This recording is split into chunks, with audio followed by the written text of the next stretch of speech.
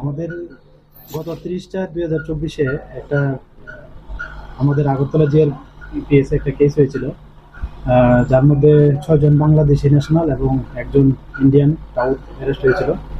তো আমরা যথারীতি তাদেরকে মানে আইনি পদ্ধতি মেনে কোর্টে পাঠাই এবং তাদেরকে ইন্টারোগেশন করা হয়। ওই ইন্টারোগেশনে অনেকের নামই বেরিয়ে আসছে। তার মধ্যে গতকালকে আমরা দুজনকে অ্যারেস্ট করেছি এদের মধ্যে। তো তাদেরকে আমরা সিদাই থানার অন্তর্গত এখানে হরিণা কলা প্লাস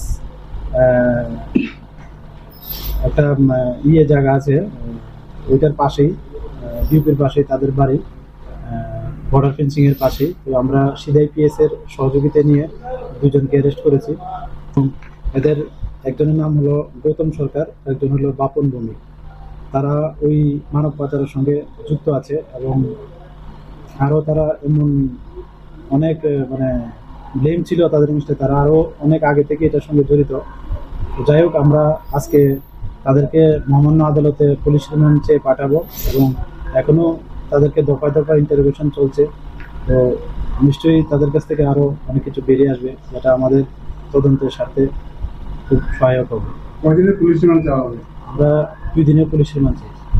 আচ্ছা, ওই তাদেরকে জিজ্ঞাসা করতে বাংলাদেশে আরো অনেকগুলো নাম বললাম, ওইখানে কি আর কেউ আছে? নাম বলছে, আমরা এগুলো দেখছি। অ্যাকচুয়ালি তদন্তের স্বার্থে আমরা এগুলো এখন রিভিল করতে পারছি না। ধারাটা কি লাগানো? ধারাটা হয়েছে 120B/212/370 আইপিসি এবং আইপিপি একটু লাগানো হয়েছে এবং ফরেনার একটু আছে। এগুলি সিদাই থানার অন্তর্গত হরিণা খোলা একটা জায়গা আছে বর্ডারের সঙ্গে।